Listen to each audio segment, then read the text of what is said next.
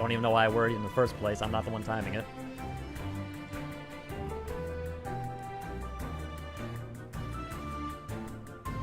Waiting for the delay.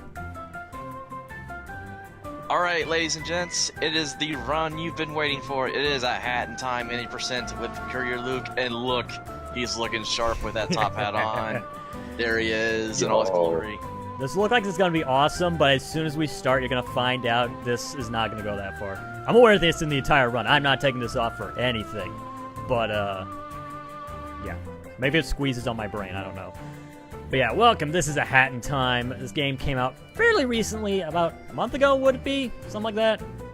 Yeah, something like that, I think. Speedrunning community kind of latched onto it immediately, and the devs definitely cater to speedrunners a lot with, like, having a timer and such, and just the way the game works and mechanics and stuff like that. Very speedrun friendly. So, yeah, this should make for a great run. Should be good.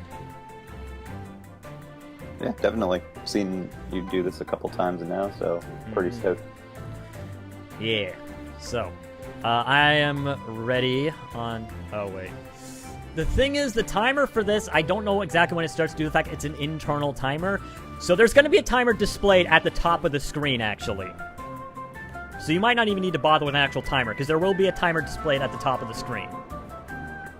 Oh, yeah. Oh, I was afraid about in that case, I can get rid of the, my split, so, excuse me. No, that's fine. I should have mentioned that earlier. I keep on forgetting. There is a timer at the top of the screen, very prominently displayed. Is that timer that they display in-game something that can be toggled, or is it just there forever? You can turn it off. Oh, okay. You can mess around with it. I usually have it on full because it also does individual timers for individual stages as well. So it's very easy. You don't even have to worry about getting an actual splits, and actual like auto splitters. I do anyway, but picking up this game for speedrunning, very easy. That's actually really cool. I was aware. Yeah, that is great how the devs did that. I mean, wow. It just shows how much they wanted this to be speedrun, so GG to them. Yeah, also, when it comes to relevancy to glitches, certain glitches found in certain patches, the devs made it very easy to roll back to previous patches if you want to utilize certain tricks that can only be utilized in the previous patches, which is very nice of them. I don't utilize it, but it is nice that they did that. That is really cool, actually. I'm not aware of any other game that actually does that. So, I'm ready to go, whenever everybody else is. Alright, we're ready. Is the chat ready? Are we ready for some hot, awesome hat action? This is gonna be cute. It's also gonna be very, very speedy, hopefully. Yeah, it's that other hat game, not the one with that weird, I don't know what he's called, Mario, I think his name is? Yeah. Something like that. Yeah, that not plumber dude? No, this is not his game. It's very odd to see him. Wow, yeah, it is. Let's see. Okay, I'm ready to start. So, can I get the countdown? Would you like me, or would you like Toko? Let's have CMM do it. Alright, I'll do the honors. 3, 2, 1, go. Good, you didn't jerk me around and go like, 17, 18, counting up for some reason. I should have. If you did, I would have been just a bit upset. I'm sure you missed. So this is a hat in time. This is, as the devs describe it, a cute-as-heck platformer, and it truly is. This game is absolutely adorable, and it is certainly a platformer, and a very good one at that. This is a very good game. Not the best game I've ever played, but I think it's great. I would definitely recommend picking it up. So here we're starting off. The story, we're not going to get a whole lot of the story, regrettably, in the speedrun due to the fact this game has a very nice feature where you can skip, you can toggle this feature where all skippable cutscenes just get skipped automatically. So there's a couple things in this game that we have to work with. So obviously we have our hats. We have the first one here, the top hat. Using this, we can figure out where exactly we need to go if we ever get lost. As it's kind of indicated, we're probably not going to use it a whole lot in the run as we already know where to go, though I can get lost fairly easily. But we're never going to use it at all. There are other hats we can get, however, and we're going to be using them quite a bit more. You get these hats by getting these yarn balls that you saw, and you get a couple right there. They are very essential to complete this game, as we do need to get 3 required hats in order to complete the game. This is a timepiece. Basically, we lost all these from our giant spaceship, and we need to collect them all now. And we also have these things called pawns on the ground. Those are basically currency. We need those to unlock certain levels. So I got 5 right there to be very, want to get those because we need them for the next level. Now, I'm not using the most optimal route. This route is going to be a bit different than maybe what you see in the world record run, but it's still a fast route. It's still very good, and this game is still being optimized because it's still a very recent game. Now, we get different types of yarns. You need certain types to unlock, well, certain hats. So I got one that allows us to unlock the sprint hat, which is going to be the one we're using the most, as it does allow us to sprint. And it instead looks like a, golf visor or something like that. So goodbye to the top hat. We're not seeing that ever again. So now we're going to head back into the first world, which is Mafia Town. You saw those guys. They were the Mafia. They're actually pretty cute, but they also try to beat us up. So we want to avoid them. And we want to head up here, unlock Act 3. She came from outer space. Now, each of the different stages has a lot of different things you do. They're not all the same, which is very nice. You get a lot of different variety. So this stage is not a whole lot going on. We just got to chase this guy around town, basically. But before we do that, we want to go grab some essential yarn pieces that we're going to need in order to complete the game, like I said before. Now, we can jump, we can double jump. We can also dive and jump right after that. Or cancel the, not really jump, but we cancel the dive, which allows us to go pretty fast. And if we do dive and then jump or cancel the dive, as soon as we hit the ground, we get a little boost. We cannot do it upstairs, though, so we got to be careful about that. We'll just not be faster. It's not good. Now, there's a couple things I have to worry about. I have to worry about getting all of the different yarn balls in the right order, or not. It doesn't really matter order, just I have enough by the end of the game. I also got to make sure I have enough pawns as well, as like I said before, there are some levels that require us to have a certain amount. I want to avoid that right there. There are mud puddles in this stage, or particularly this act. They are present in the rest of the stage, but this act they are. You'll see what they do in a second, but right now we want to avoid them. And just the last yarn ball I really quick want to grab. Okay, got all the ones I wanted to get for this stage. And then we can actually do the thing we're supposed to do on this stage, I guess.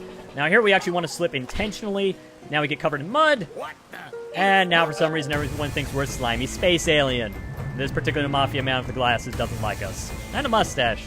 Wait, does they all? No, they all have mustaches. This guy just has a particularly big one. Now we just want to chase this guy around. He can be kind of annoying as you can run into him and he can run into you and cause you to fall down. It's a bit annoying. We're going to try to get ahead of him. We can chase... Oh. Usually we can grab on the ledges, but for some reason we didn't grab on the ledge that time. He has a timepiece we want, so we want to keep chasing him around. If you're not careful, he will accidentally... You can hit him while you're jumping between these platforms. That can be bad because obviously it wastes time, and it's just the worst feeling ever whenever that happens. I think we can get ahead of him right here. It doesn't take a huge amount of time to get ahead of him, but obviously get there as fast as you can is faster. I'm just going to skip all this dialogue real quick. Draco's right. This is actually Bubsy 3P. Sorry, say again. I didn't hear that. Draco says he thinks it might be Bubsy, and he's not wrong. The yarn balls. Oh. He's a cat. Yeah. I was like, Bubsy? How dare you mention Bubsy in this stream, you bad person. I already mentioned Bubsy in the presence of an actually good game. Are they still making that Bubsy game? I think it's out. It's out? I believe so. Oh, God. Yes, it is out. I don't believe it is. My understanding is that it's not that bad. Can we put it back in? Okay. So here we got. God, yes. So here we got Barrel Battle. This is our first boss battle. Fairly basic. We also get. We see a character that we get introduced in the first stage, but we completely ignored her as, well, she's not that essential to the story. Okay, she's pretty essential to the story, but we don't need to go bother with her, really. But we do have to do this boss battle, as we do need the timepieces. And we got the Mafia. They all have things like Kiss the Cook on their aprons. That's my kind of Mafia people, really. Just worth mentioning, fairly obvious at this point, but obviously this game is a large love letter to games like Mario 64 and Banjo-Kazooie. The timepieces are your stars. And Yeah, the axe is basically like Marius' fur when you choose a star. It's that sort of setup. Okay, so there's one thing I want to highlight about this particular fight. So we got through the first phase and we fought off those Mafia goons. Now, this part I find particularly funny. He's going to start throwing barrels at us. I'm going to hold nothing but right. No, or left actually. No other buttons. And if my hypothesis is correct, I will not get hit. Like, not even once. Because he'll start tossing these barrels that start to bounce, and we got to go under or over them depending on, how we want to go about it. But if we just hold left, we don't have to worry about it. We can just keep going left. Unless they patched it, in which case I'm about to look like a very big fool. This dialogue is great, by the way. The whole game is filled with the most amazing dialogue. Yeah, luckily the Kickstarter got funded enough to the point that they did add voice, and it was pretty awesome. One of my favorite things is about that hole, as you see, I did run left completely the entire time, and I did not get hit. The last barrel, though, will hit you, but the Mafia, a cutscene triggers before it can. Okay. I'm going to waste some time here to real quick grab some extra pawns. Having enough pawns is definitely something to worry about, as we do not want to come up short. That would definitely cause a lot of problems.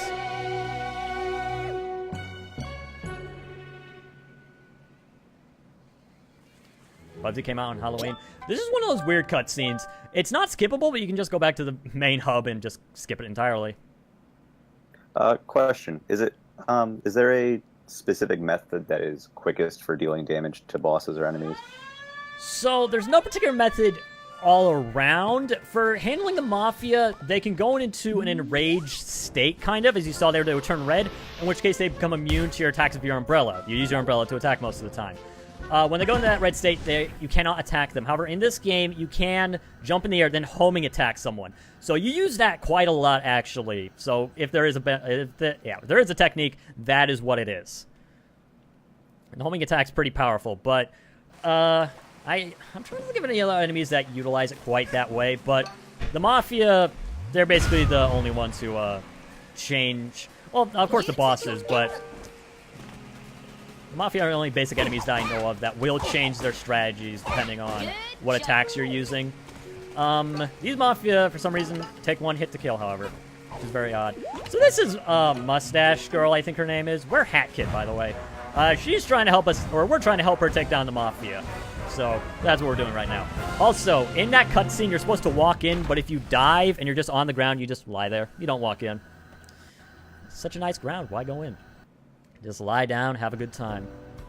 Okay, so now we're in the Mafia's headquarters.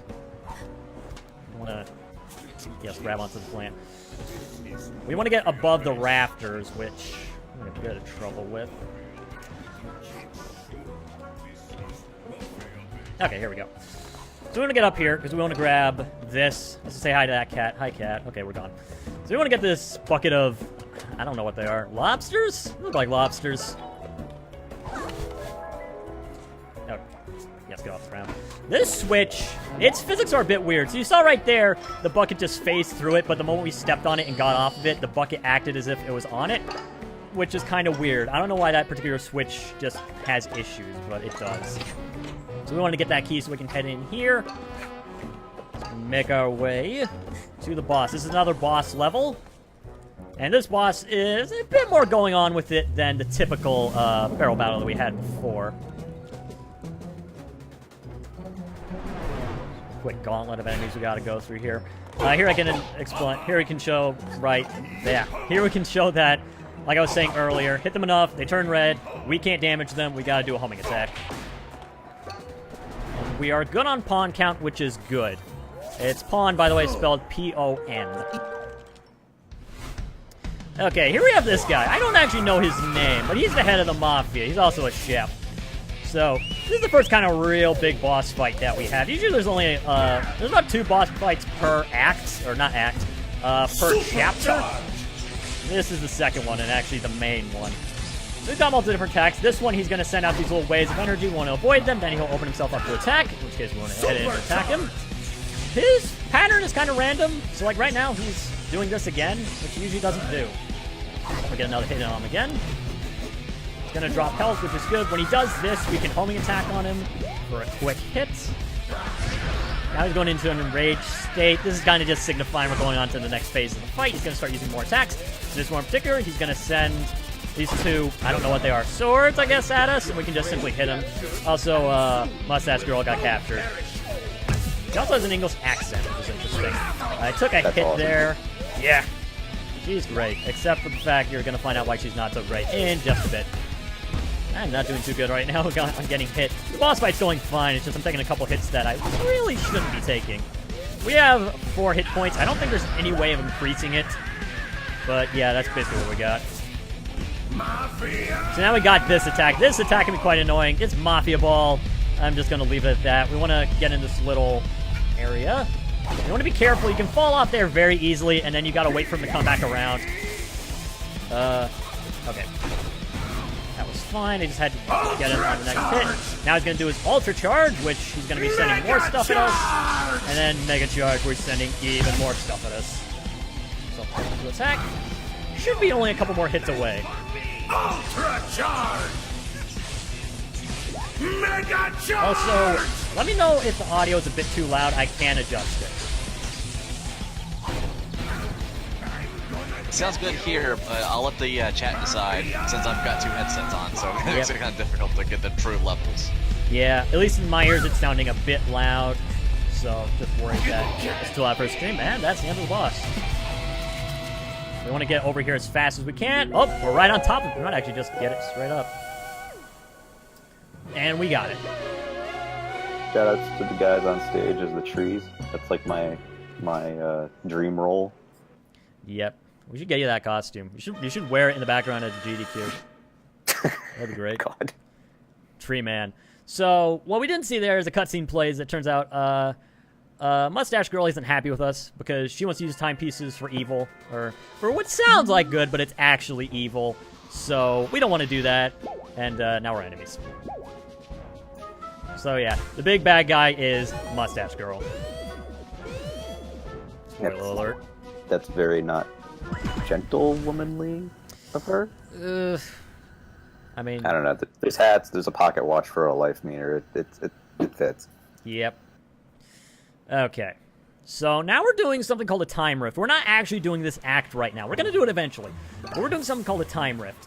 These show up not randomly. They set up after you get a certain amount. Either you complete a certain act to get them, or you get a certain amount of timepieces. And whoops.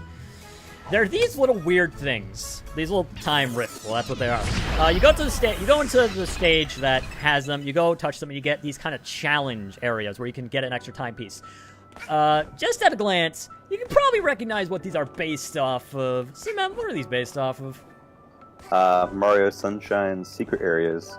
Exactly, and you're gonna see that in almost ripping them off in just a second.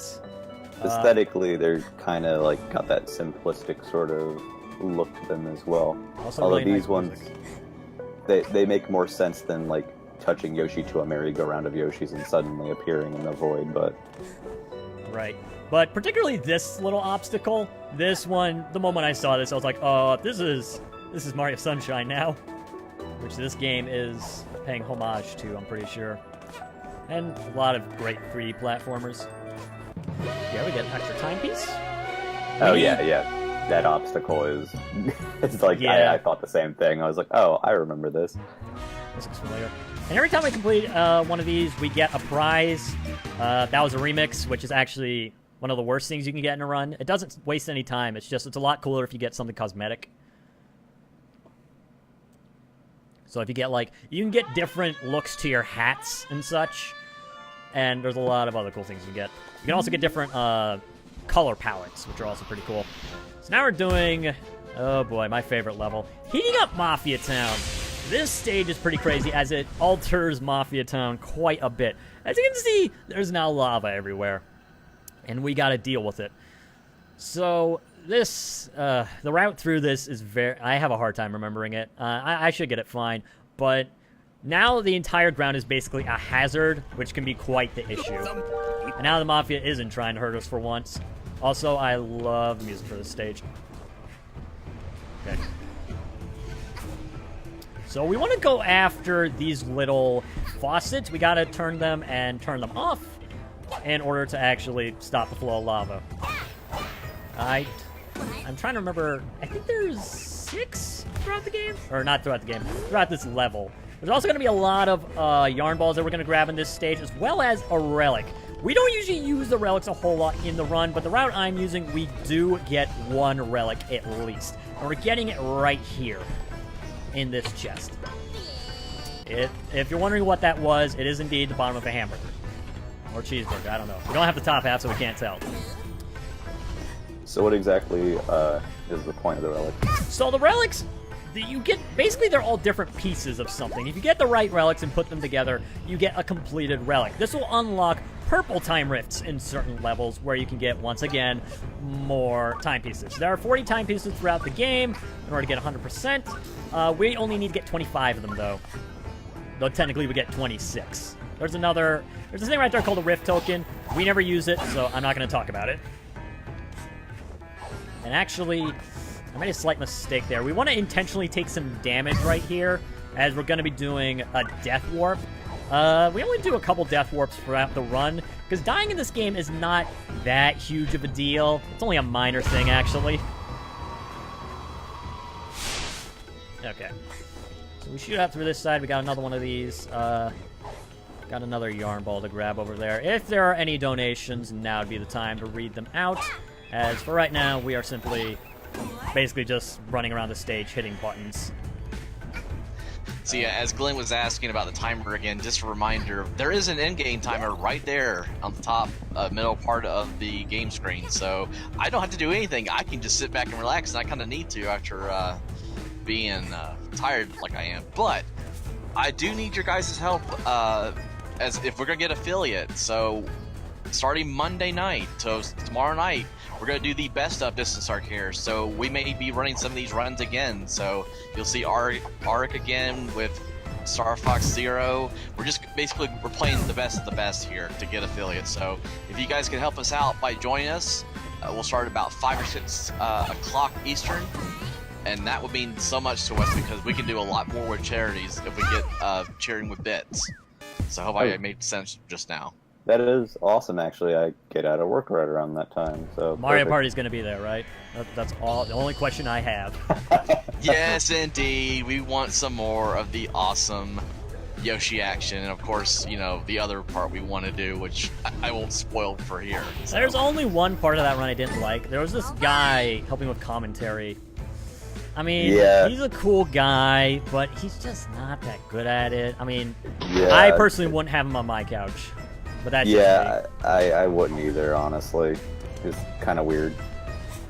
A bit of a weirdo. You know it. Want me to ruin the joke and just say we're talking about TMM? Way to ruin it.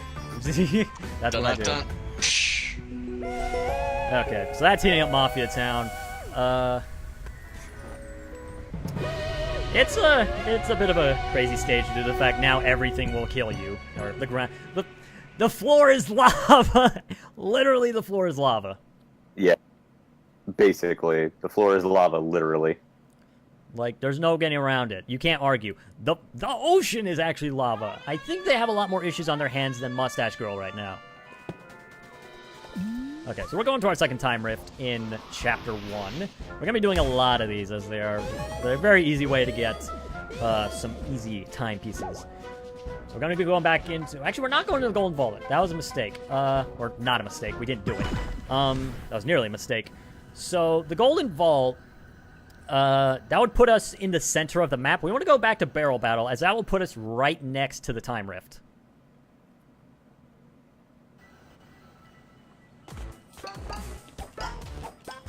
Also, this game has some pretty good music, I will say. The splash screens are really charming, too. Yeah. Yeah, the 2D art they have for this game is really, really nice. I think, at first I wasn't a huge fan of the 3D art, but it's grown on me. Okay. So right now the time rifts are fairly basic. It's just basic platforming. But as the game goes on, they throw some crazy stuff into it, and it's gonna get really insane. Also gonna get very difficult. Oh my gosh. This game, for me, the run really gets great and fun as we go on. Mafia Town, it's awesome. It's probably one of the bigger, more intricate areas of the game due to the fact there's just... you can get lost in Mafia Town very easily. I know I do quite a bit. I'm gonna wait here because I missed the cycle to actually get the timepiece, so I'm just gonna wait a second. Okay, let's go. But as we get on to... My favorite area comes later, and everyone will know when that is. Yeah. Okay, so let's actually see if we can get something good on this thing. Another remix. And the remixes are good, but I want a new hat. Particularly, I want an upgrade for the sprint hat. That's what I want. So coming up this stage, the Golden Vault. Probably my least favorite stage. I'm not sure in the game, but definitely in Mafia Town. This stage requires us to go find, I think, like 5 golden tickets in order to unlock a vault. So we're Willy Wonka for a second here. Even got the hat. But it's just annoying, and once again, you can get lost very easily in this stage. So remembering where they all are, kind of a thing. Okay, so for now, we're actually finally doing Golden Vault. Now, the vault will actually show you where the tickets are, which is good for when you're starting out, but obviously it'd be very slow if we waited. So the first one is over here in what we call the Dark Souls house. Reason why, there's a bonfire in it, and it's kind of decrepit, so we call it the Dark Souls house. I'm going to head down here real quick. There's a yarn piece I want to grab really quickly. Yarn pieces, that's probably the thing I worry about the most in the run, is just getting to the end of the game and not having enough yarn pieces. So we get that. Grab that yarn piece. Okay. So now we're just going to be running around the stage trying to find the rest of these things. They can be quite annoying as the locations are fairly far apart from each other. So if there are any donations to be read once again, or if there are any comments to be made by my co-commentators. I'm saying commentators because Toko's also here. Yes. I know you talked briefly about a bit about it towards the beginning, but your basic maneuvers here, there's obviously yeah. So you can double jump, which is pretty nice. You can then dive forward, which the movement in this game is very nice. It doesn't really have anything locked away from you. It just gives you it all at the beginning of the game, other than the sprint hat. But that they also pretty much give you at the beginning of the game. So you can double jump, and then you can dive forward, and then you can cancel the dive. If you cancel the dive right as you hit the ground, you will get a boost, which can increase your speed by quite a bit. So when we're in flat areas and we're just traversing across a flat plane, we're going to be doing that because that is the most optimal way of moving in this game. It is a bit faster than the sprint hat. But for going up slopes and such, we want to use the sprint hat instead. Which, for Mafia Town, most of this place is very, very cluttered, I would say. There's really no flat spots in this stage, so yeah, it can get kind of crazy. You have most of the bloody tickets, just getting the last one. Once again, the optimal route for this stage is not something I have worked on. I've been working more on heating up Mafia Town, as that stage is kind of, ugh, that's something else.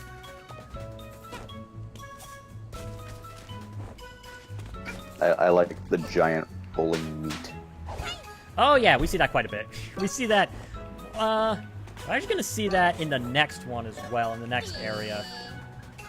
You know, I was talking about being lost. Oh, never mind. I was about to say I'm lost, but I'm not. Okay. I'm going to be very careful with this ticket. Got it. Okay. I did what I hoped I wouldn't do, but I got the ticket. It's very easy to fall down right there, which I just did, but I grabbed the ticket on the way down, so we don't have to climb back up. I was in the middle of a run, and I did that like 8 times. My fingers just stopped working. So now we have all the tickets. We can come back here, which will unlock that. And we're stuck in the air while the cutscene plays. Oh, I'm gonna miss it. And there we go. So now up next we got the Purple Time Rift. Purple Time Rifts are a bit different than regular Time Rifts. They're not laid out in the exact same way. They're kind of challenge levels, but they're more unique, I would say. You'll see in a second.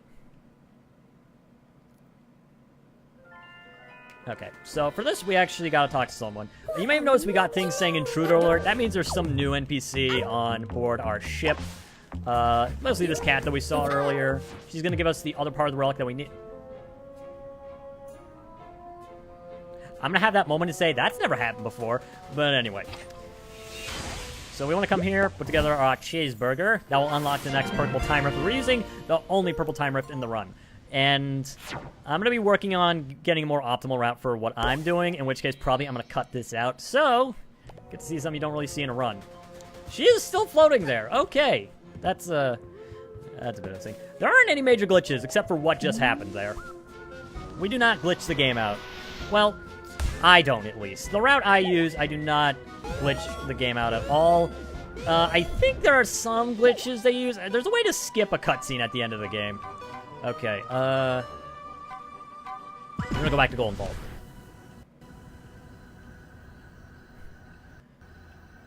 Did anyone else see what I saw with the bloody cat chef thing? I missed it. After the cutscene played, the cutscenes are kind of weird in this game. They can glitch out very easily. After the cutscene played, the cat was floating. Nice. So, broke the game. I'm an expert speedrunner. Okay, so... Now, is there a specific reason that you go for this purple time rift as opposed to some of the others? Is it just, I'm assuming so, it's the one of the fastest? things early in this game's... we're still early in this game's, bloody life story history as a speed game. But, very early on, there's this one stage... Whoops. There's this one stage that they would do in the run fairly early on, which you shouldn't be able to do until fairly late game. Even late game, you shouldn't be able to do it, because you have to get a certain hat, which requires a lot of yarn pieces. So, usually in the run, we just don't get it. We don't go for it. It's not worth it. The hat basically slows down time, and the stage is you race a mafia guy on a rocket, and you slow down time in order to cheat. There's a way to do it, or at least I think in early versions of the game, when the game came out, there was a way to do it without the hat. I think they patched that, you can no longer do it. But even if you could, when you could do it, it was very difficult. So I get this timepiece instead, because it's easier. That makes sense. Also, you do get to see purple time rift. So these are like little challenge stage, or they're weird, these little challenge stages. We have to collect these crown pawns, I guess you could call them, in order to progress through the stage. We get to different levels, and then the exit requires a certain amount. So this one requires 4. We have 5, though. We can get extras, which I'm definitely doing that as it makes it just a bit faster, so we don't have to get more later on, as they're kind of difficult sometimes. Also, marvel at the fact these guys are dancing. Okay, you've gotten your time. Also, return to the big meat. These are pretty much like multi-floor red coin sessions, basically. Yes. Instead of red coins, we had these crowns. Right. So, once again, this game's a ripoff! No original ideas, don't get it. Worst game ever.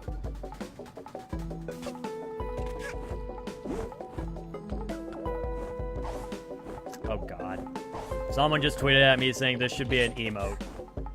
What face did I make this time? Oh, I know what face you made this time.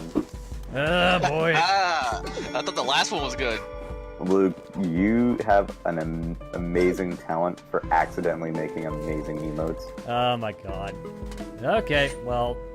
Let's see what this is in the end. So now we're at the end of it. We get this little... Well, it looks like the time rift that we came in. We can hit it, we get pawns from it, and eventually when it breaks, we will get the timepiece. This is a very good part to grind pawns, because you do get a lot from this. But they can spread out a lot, so it can waste a bit of time. That's good. So now we are done with Chapter 1. We are done. We're not coming back here anytime. Give me something good. We got hat flare, but it's for the top hat, which we never wear. So, yeah. But you're wearing it. I'm wearing it. Hat Kid's not wearing it, though. And I think that's the name. I said this like a dozen times. I think that's the name of the main character. Hat Kid, Hat Girl, something like that. Pretty sure it's Hat Kid. Hat person. This hat drastically increases my quality of life. Yep. So now we're moving on to Chapter 3. I may ask why we're going to Chapter 3 and not Chapter 2. That's what's optimal. That's what's faster. It's faster to go to Chapter 3. So, Chapter 3, Contractual Obligations. CMM likes this chapter. My favorite, certain special character is in this that I love very much. Now, I'm regrettably going to have to deny you that character, because I got to match Rude. through dialogue. I'll let his dialogue play for a second. Like, for a second. So here we're in Subcon Forest. We're going to be spending quite a bit of time here. This area is... All the areas in this game are really well made, and I really like them. There's a lot of depth to each of them. So, this level... we haven't really explained the story. I'll even give him a rough estimation. I'll go with it. So essentially, the plot for this chapter is we run into this guy. Yeah, this guy. This guy. And I'll explain exactly what happens.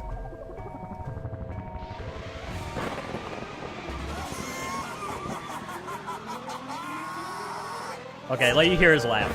So essentially, this guy gives us captures us, gives a contract where we give him our soul, and then we do stuff with him. Naturally, we say yes. Of course we would. Look at him, he's perfect. I know, he's amazing. And there goes our soul. I would just like to highlight this dialogue. You feel exceedingly empty inside. Also, whoops. So now we don't have a soul anymore. And we're not getting that back. We're not getting that back. That's not required to complete this run. We don't need that back anymore. It's just gone. We don't need it. So, Subcon Forest. Very interesting. There's a lot of different things we did not have in the previous area. First off, we have these little eyeball things. Now, these eyeball things, you can see there's a line drawing it to something. That object, if you destroy it, and you destroy all the lines going from the objects to the eyeball, I hope I'm explaining this right, the eyeball will be destroyed and will allow us access to certain things. Also, you may notice I grabbed those weird little fruits and they exploded. If we get those and then they get possessed by a dweller, which is these little ghost things, then they will become an explosive. We're going to use them quite a bit here. We use them to destroy quite a few things. So, before we continue onward, we have kind of a mission by our new soul owner, I guess we can call him. Overlord. Yeah, Overlord. Let's go with that. But first, we're just going to get some stuff. We don't need that. We're going to get some yarn pieces, because we need them. I know we haven't been using them, but we're gonna need them eventually. Even though the only hat we really use is this one. So we have this ice. We can destroy it with the explosives. This particular one is weird. As you can see, that explosion was nowhere near it, but for some reason, if you just get it near the graveyard area that it's in, then it will go off, and it will be totally fine with it. Also, hi. How are you doing? So we gotta deal with these fire spirits, because they're blocking the way. What we have to do is we have to find all these portraits, and... the Mafia got sucked into that one, even though we already took the portrait, so we got sucked into nothing. Also, these fire spirits are masochists or something. The whole portrait thing is a little bit unsettling, should we say? Those little, should we call them foxes? I don't even know if we call them fire foxes. spirits. Fire spirits, they, and correct me if I'm wrong, they like want to die, so you burn their paintings so that they die. That's roughly it. Game gets a little bit weird. Yeah, it is a bit of a thing. Okay, so we got almost all of them. We have one more to get back here.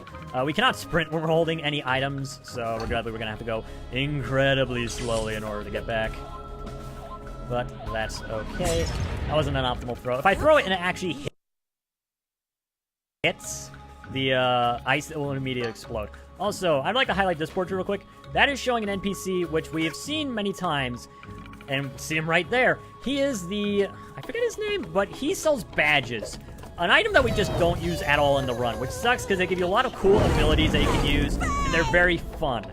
We only use one, and there's only one that's required to beat the game. Naturally, the one we use. So we murdered... Shout out. Oh. Sorry. No, you go with your thing. Also, shoutouts to the letter E, which is not a button on a DualShock controller. Yeah. I don't know what to do with that. So, here's another thing that's about Subcon Forest. As we go through it, we can wander into encountering our good Overlord again.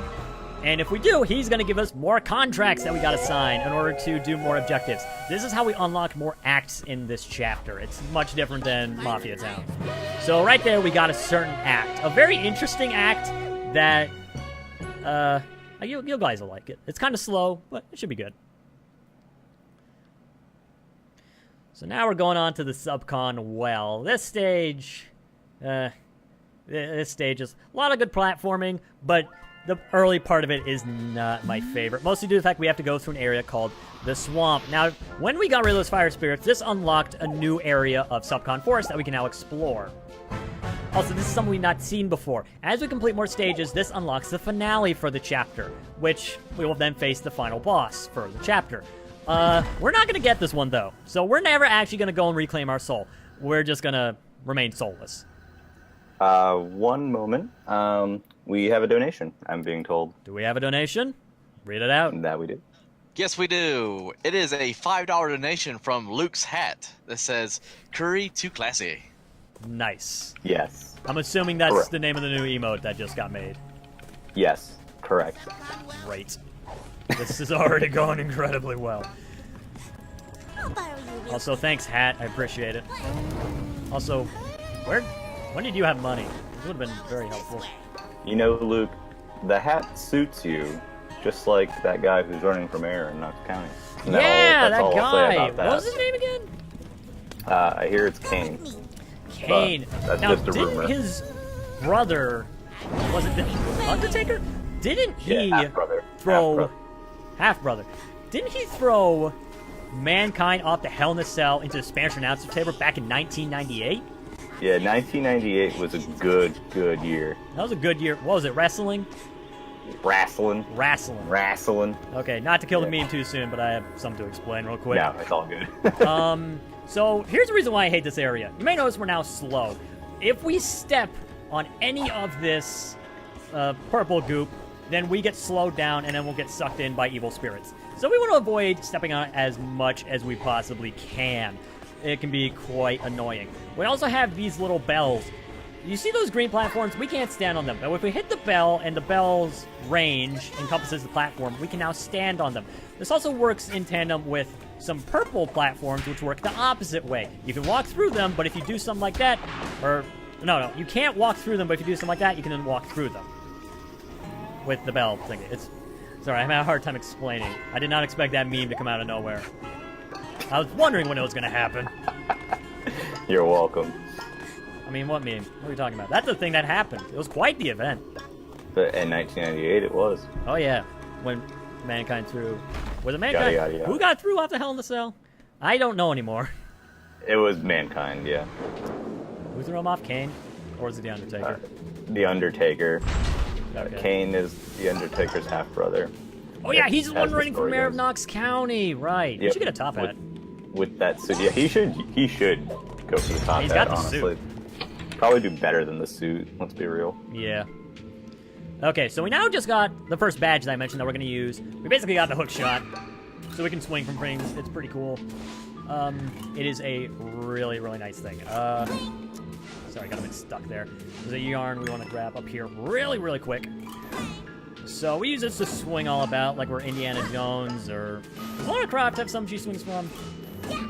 You know, I'm not familiar enough to say, but I know my girl Samus does, even though yeah. it's like lasers. Yeah, well, close enough. Anyway, now this is our main kind of objective of the Subcon well, is to get this as we do need it to continue onward. Like I said, only a required badge. Actually, technically there's one other, but it's not required to beat the game, but we use it to beat the game. But we only get to keep it temporarily, but it's a pretty nice badge. Also, there's very Christmassy music in here for some reason. Okay, right there, we somehow get boosted up. I have no idea what boosts us up, just something. Also, these spiders, say hi to them. Actually, don't say hi to them, they're jerks. Okay, we're doing pretty good on pawn count, that's good. That's always something I worry about, but as the game goes on, we just end up collecting so many that it's not an issue. It's just early game. We need pawns, like, immediately in order to continue. I'm being exceptionally careful here because I do not want to get knocked off. That would be a huge time waste. Just want to wait here a second. Okay.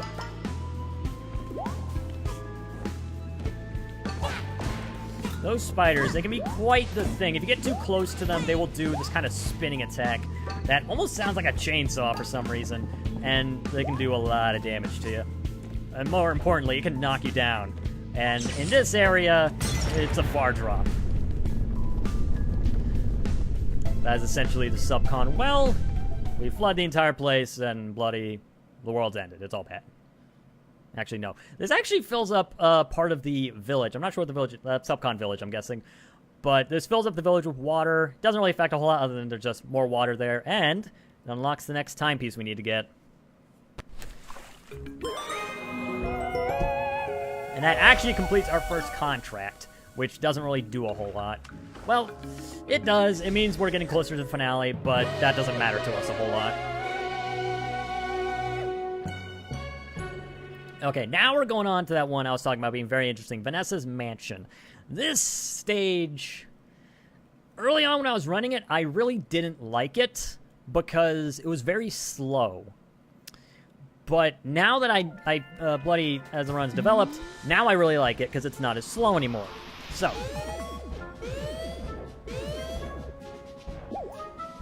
we'll unlock one of our time rifts. There are 2 time rifts we're going to be completing here, both of which are very important. So, Queen Vanessa's Manor, very spooky. This would have been great for Halloween, even though it's after Halloween, so we missed it. We missed all the good stuff. So, I'll explain it when we get to it. It's just, this stage... Well, okay, I'll start explaining now. So, the way this stage works is, it's supposed to be, all the stages, all the acts, more like, they try to be different from one another, and that's a very nice thing. You get a lot of different varieties and different things you gotta do. And they're all really fun. This one is not exactly a platformer one. It's more of a horror one? I guess I would describe it. Yeah, it's a horror one. But very unique. Yeah, which can make it kind of slow. As when we get inside the manor, we lose the ability to sprint, dive, and double jump. Maybe we can still double jump, but we're basically slowed down by quite a bit. There's not any platforming challenges. It's all just kind of survival horror stuff. So it can make this stage it does make this stage quite slow. And I never had this much trouble with a platform before. Excuse me? So here's an example of one of these purple platforms I was talking about. When the bell's range is encompassing it, then you can walk on it, or you can't walk on it, but otherwise it's solid. Makes for an interesting little puzzle there, as you have to jump from platform to platform, and they're all different colors. Yeah, if there's any donations to read off or any announcements to make, now would be a good time, as we're just simply trying to make our way to the manor. Not really a whole lot to talk about. Only thing I really could show off is now we're going to be doing a lot of that, I don't know what we'd call it, but dive boosting, whatever. Optimal movement.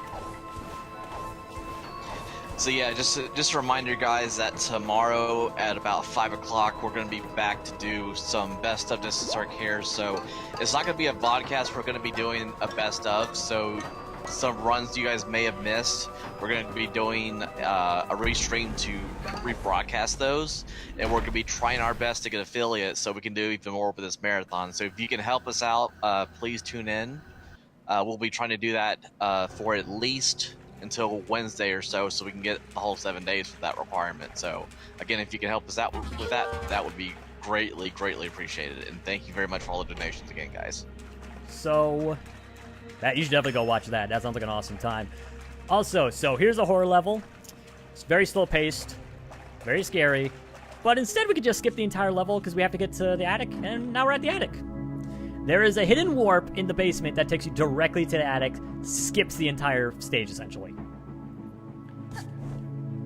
Which is, I mean, I can see why they added that, which is like, if you have to do the stage in the speedrun, then it's very easy to just... it would be slow, it would break up the run, and it would not be the greatest thing. But this way, you just skip it, you do some platforming, get to it, and then you're done. So yeah, that's Queen Vanessa's Manor. Now, coming up this next stage, I really like this next stage. Though it has wronged me in the past. And it wasn't the stage itself that wronged me in the past. It was actually the devs that wronged me in the past. So for this stage, what we gotta do, I mean, I'll show you. It's just so much better to show you, because it's just, it's great. It's honestly great. I'll start by explaining exactly how the badges work, as we do get a temporary badge in this stage that allows us to do certain things, kind of hinted at in what we're doing in this little, you know, art loading screen. I can talk. But, yeah, so the badges usually modify how your hacks act. So the badge we get here replaces what the sprint cap does. Instead of sprinting, we get a moped. Not any moped, we get a mailman's moped. Also, Overlord now has a hat. He is now a hat person. And he looks very fetching in it. Yes. So now we have a moped. It's awesome. This thing is honestly my favorite thing in the game.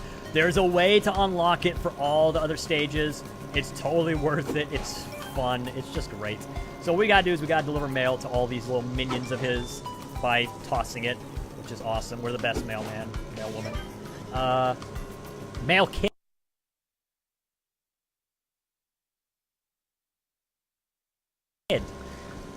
So here's the reason why this has wronged me in the past. The devs updated the game and moved the locations of some of them. I did not know this though, so I was in the middle of a run and a lot of the bloody people I was throwing mail at were missing. Also, the hitboxes can be kind of weird. Funny, I just hit hitboxes and I threw a box at somebody. Hit Also, them with the box. Is the stream all right? Oh man. My computer's kind of chugging real quick. So that should be fine now. Yeah, Toko, is the stream looking all right? Yeah, there is a cute little hiccups here and there, and it is kind of buffering, like, but it's not. It's very minimal, so don't worry about it. You're good. Okay, good. At least the stream's not dying on us, so that's Well, good. it's dying on me, but that's okay. I'm not watching. Okay, here's the last guy. So they moved all the locations, so bloody the route is now a lot more confusing for this stage. Did they specifically mention why they moved them? Or If I had to only guess, here? I think they moved them to something more optimal place, but I don't know it. Either that, or they just decided to mess with us. That's all good. Yeah. The funny thing is, in the same run, they moved one of the locations where you encounter the person who owns our soul right now. So, mid-run, I went to the place in order to get the Vanessa's Mansion mission, and it wasn't there. That was kind of a thing. Okay, so now we're done with all the main missions here. Now we're going to be moving on to the time rifts of Chapter 3. These time rifts, they're not that bad. The real interesting time rifts are going into Chapter 2, actually. So, we want to head back to Queen Vanessa's Manor, as this puts us closer to one of these time rifts. And a nice thing about a lot of the time rifts is they adapt. They're not all, like, very similar. They adapt parts of the chapters that they are present in, which is really awesome. Also, I gotta remember to re-equip my hookshot badge, otherwise, and I'm gonna call it that from now on. Because otherwise, I'm gonna forget, and then I'm gonna have a very awkward situation where I suddenly can't hook onto things. And a lot of the stages are meant, or I keep on saying stages, I always think of them as stages. A lot of the chapters and acts are meant to, like, be revisited after you get more items, because you can find so much more stuff to do. Like, for instance, in Mafia Town, there's a lot of places for us to hookshot onto and get around the area a lot faster to get all the different stuff that we did miss out on. So that's a lot of fun. A lot of fun stuff to do in this game. It's great. Okay, so we got these gears. They can be kind of annoying. I think I got in on the early cycle, which is good. Because otherwise I don't want to have to wait. It can be, you know, annoying and, of course, waste time. Oh. That was a bit of an odd angle, but I'll deal with it. These spinning things I hate. I hate these spinning things. They are the worst.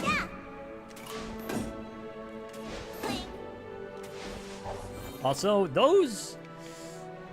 I don't know why, but those hook points, bloody things we're going to hook shot onto, in particular, when I first played this game, I had so much trouble with. I could just not do it.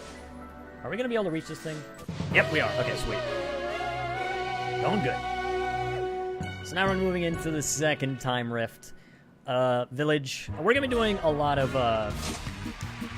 we got more hat flaring. It's just the bloody top hat again. What a waste. We're gonna be doing some, side tracking in order to get some more yarn balls. I'm gonna check exactly how many we have right now, and I'm gonna take this opportunity to waste some time, or not waste time, we need to do this in order to create our other hats. I'll explain the hats when we get around to actually using them.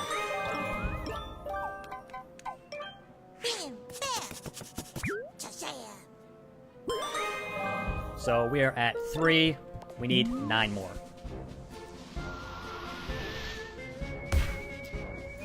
So now we want to go to basically any one of them except Queen Vanessa's Manor. I'm going to go to Mail Delivery Service because we're heading in the complete opposite direction of where we actually need to go in order to complete the act. But we're doing a time rift, so that's not an issue. And this game is run by in-game time, so you're not seeing a timer right now, but now the timer's here. I probably should explain that earlier. This game is judged by in-game time due to the fact that the devs were so nice to include a timer in the game. Like I said, this game's very friendly towards speedrunners. Yeah, it's really cool that they went that extra step to put that stuff right into the game. Yeah. I definitely say it's definitely a game worth checking out, even if you're not speedrunning it. And if you do want to speedrun a game and you like 3D platformers, this is an excellent one to start with. It's fairly easy. I've tried Mario 64 before, and I'm just so bad at it. But this game, I mean, I'm also bad at this game. But this game's a lot easier, and it's fun, and it's great. Okay. So we got 2 yarn balls. We should be fine. If we're missing some, that's easy. We can just backtrack later.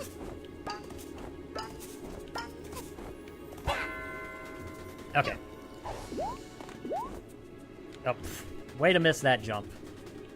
Gotta do something embarrassing every 5 seconds. We got these balloons. I should explain these earlier. The balloons you can bounce off of, and usually they place these spire enemies in places so you can bounce off them in order to get to certain places.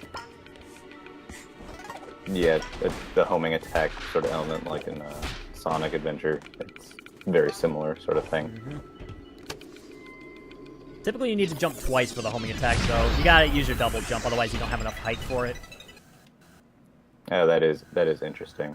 Yeah, like, for instance, in the Mafia boss fight, taking down the Mafia, not the barrel battle one. In that one, if you jump over him while he's doing that kind of running, spinning attack at you where you can home attack on him, if you jump once, it's not going to be enough, and you're not going to be able to home attack on him, which is a mistake I learned very quickly. Also, we have cookies! I don't know why they're platforms, but they're cookies. You land on them, and they disintegrate very quickly, so you got to be very quick, otherwise you're going to have a bad time.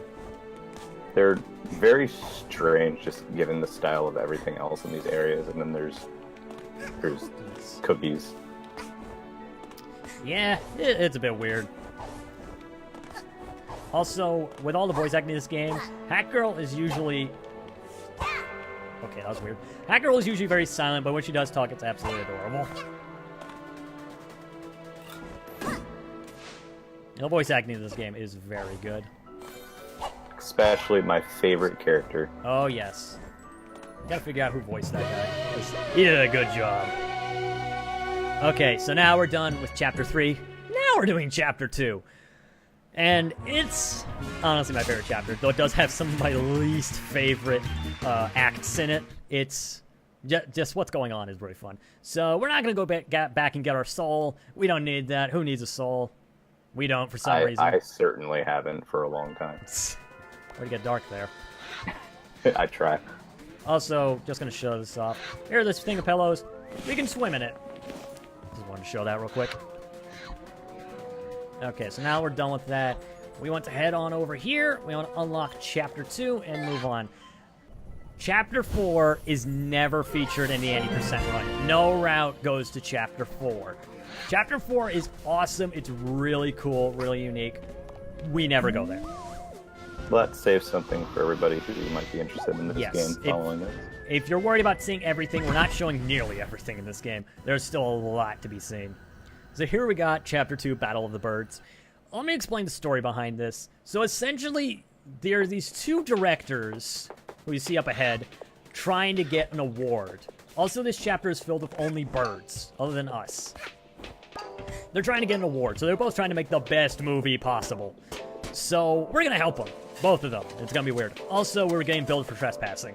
Because Dead Bird Studios does not like us trespassing. But we're gonna do it anyway, because we felt like it. So, this chapter features a lot of stealth, I would say. As at this stage, we have to avoid getting seen by anyone, as it will cause us to lose health and get reset back to the last checkpoint.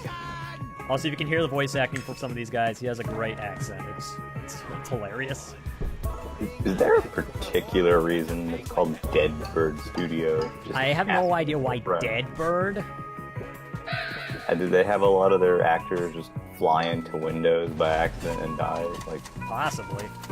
that's the only thing I can. Yeah, there's also a lot of puns here. So, for instance, right there, a bird saw us but didn't get fully alerted, but we got billed for harassing him. And we're about to get billed again because that guy barely saw us. Oh, we did. That's strange. Usually we do get billed for that. Just taking a quick detour over here. Once again, collecting yarn balls. We do very much need them. We can't really get through the game without them. I did not take the right route there, but it worked out. Going for it. Okay, good. I risked getting seen there, which would have sent us back quite a bit.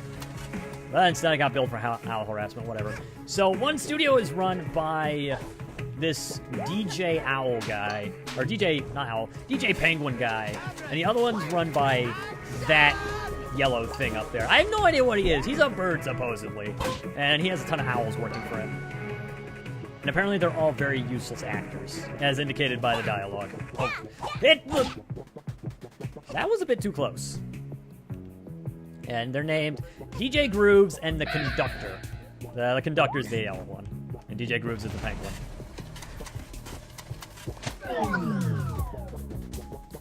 Yeah, this game has a lot of, like, nice little subtle humors. Like the fact that, or not subtle, it's just straight up telling us, you're getting billed for all of this. And it's an absurdly large amount. We now owe them 12,500 pawns. Okay, are you guys gonna donate and help me make up for that? Come on. You're the ones who got me into this. Please tell me get out of it. Negative 12,000 pounds. Yeah. Like, we're gonna be in debt for a while. Also, we have this great pose throughout this entire chapter.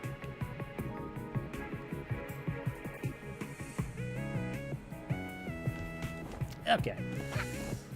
It's a bit of a auto-scroller right there. Or, no! Oh, wait! I can recover! No, I can't. Okay, that was a bit embarrassing. It happens. I don't know if I dropped an input or just I started being very incompetent. I think I was just, I don't know, nerves, something. Okay. Ah, dang it. So we got caught there, so we get hit and we get sent back. Not that far, actually. And we get billed 100,000 for disrupting studio recordings. They actually caught us and we get billed 100,000 pawns. We're going to be doing a lot of grinding in Mafia Town in order to get all that back. But we're at the end of the stage, so not a big Hard deal. labor in Mafia Town. Oh, yeah. Here we have the DJ. I'm going to skip all this dialogue, and it will cause the game to glitch out quite a bit.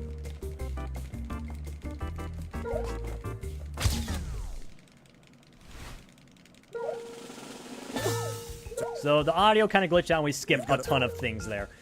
So, due to the fact this is Distant Star Cares, we gotta fix our portrait. It got messed up. And I do not vouch for my handwriting. It's okay, mine's worse. I highly doubt that. We'll have a handwriting off at the GDQ. Yeah, definitely. There we go, all fixed. So then he gives us a passport, so now we're allowed here, even though we're not a bird. And these people do not like non-birds here. Even though we do have feathers on our hat. They probably do not find that something they enjoy. So that's the end of that. Now we get to the fun stuff. we got ourselves a Distant Star Cares passport. Now let's move on to probably one of my favorite just concept of a stage ever. Murder on the Owl Express. This thing has so many layers to it, it's kind of crazy. And I'll explain it probably near the end or at the end of the stage to explain exactly what exactly is going on with this stage. There's so many things going on with this, just like, what the heck? Okay, so Murder on the Owl Express. This chapter is split into two sides. You're either doing stuff for the conductor, you're doing stuff for DJ Grooves.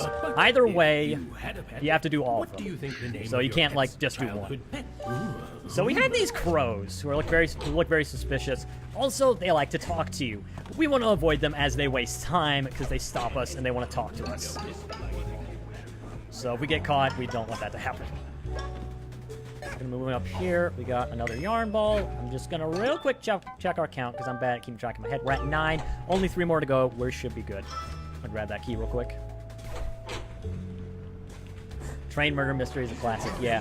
Now, I'm gonna wait a bit to explain exactly what's going on. First off, we get the awesomest hat in the temporary hat in the game. We get the detective's outfit. Look how adorable we are. And say goodbye to it because we're putting that back on the sprint cap. I should have came in here wearing the bloody golf visor, not a bloody top hat. Also, the music for this stage is pretty nice, and the general atmosphere is very good. And an owl got murdered by a cardboard cutout. That pseudo sepia kind of look is pretty cool too. Mm-hmm. So the whole point is, supposedly that cardboard cutout was supposed to be like our aunt or something, and we're trying to figure out who murdered who, and all the crows on here are part of a thing called CAW. Obviously, they are a detective agency, and they're going to try to figure everything out. But they don't want us messing with them, so they're going to be jerks, and now we got to sneak around everywhere. Also, they're all having a giggle in the cafeteria for some reason. So, here's one of the jokes about this stage. It's called Murder on the Owl Express. The Owl Express is the name of the conductor's group. That's the name of his kind of studio, I guess. And there's been a murder on the Owl Express. The thing is, the conductor, he likes doing stuff on trains. So all the conductor stages, we're going to be on trains. Hence why it's called the conductor. And there's another layer to it in the fact that a group of crows is called a murder of crows. So there's a group of crows on the Owl Express. It is literally a murder on the Owl Express. Oh, wow. So, enjoy that bit. So, to explain what we're actually doing in this stage, so you may see we have kind of a timer per se. It's not an actual, it's not an actual timer. As we go through certain doors, it will trigger the timer, the time to progress forward. So if we do this in a certain order, we can end up missing a lot of things. Which, in the end, doesn't really affect a whole lot, but it just is little, like, it's just tiny little things. It just affects, like, because throughout the chapter, we're going to be getting points for both of the conductors. Whoever has the most points at the end wins the award. So, depending on how much stuff we get in each stage, you know, whoever stage that is, they get more points.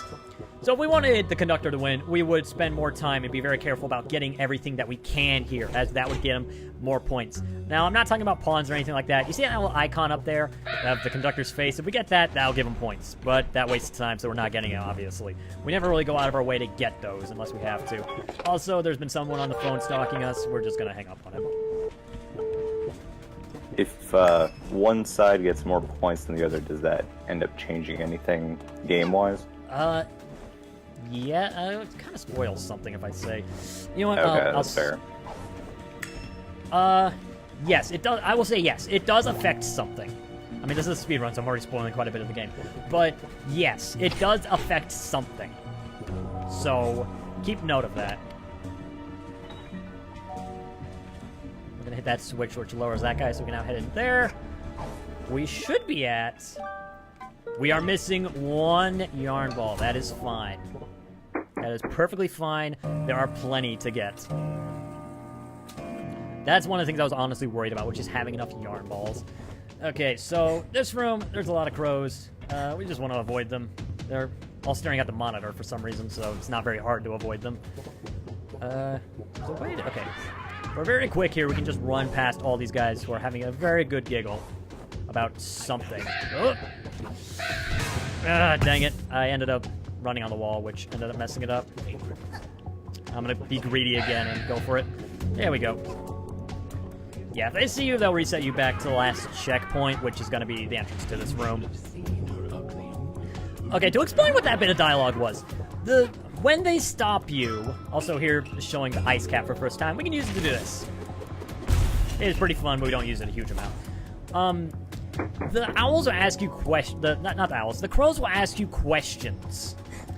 So then the questions are stuff like, what would your pet's pet name be? Like, if your pet had a pet, what would that pet's pet name be? And that will become relevant at some point. They will also ask you, what's the name of your aunt we saw earlier? One of them is, what are you most self-conscious about? And you can type that in. And then when you walk near those groups of crows who are eating and laughing, they will start ridiculing you for that one thing that you're most self-conscious about. If for some reason, it defaults to butts. Fair. Also, crows are jerks. Also, we're a child. Yes. So, yeah, hadn't time, developers. I'm not sure what you're insinuating here. I would think it would default to hat. Yeah. Or hair, I don't know. Okay. So we go in here. I forgot to mention. There's this evidence we get. We get evidence so at the end of the chapter we can accuse someone of doing it. It doesn't really change a whole lot except you get different dialogue. So the only one we grab is the conductor, so we're going to accuse him. So who's the murderer? It's this schmuck. That's actually what the game says. And he just admits to doing it. You can get yourself, you can get your dog, you can get the crows, you can get the owls. Can you Also, accuse he's not yourself? actually dead. Yes, you can. And it turns out he's not actually dead. It's just a rubber knife. And the conductor just staged all this so he could get footage for his upcoming movie. And that's the end of Murder on the Owl Express. Honestly, I like that stage a lot. It's a very interesting cardboard cutout. Yes, a very interesting one. So now we're going on to one of the DJ stages. Picture Perfect.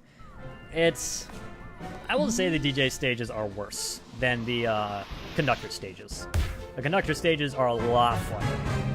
But the DJ stages one of them is particularly chaotic, which should make for a very good time for everyone else, but not for me.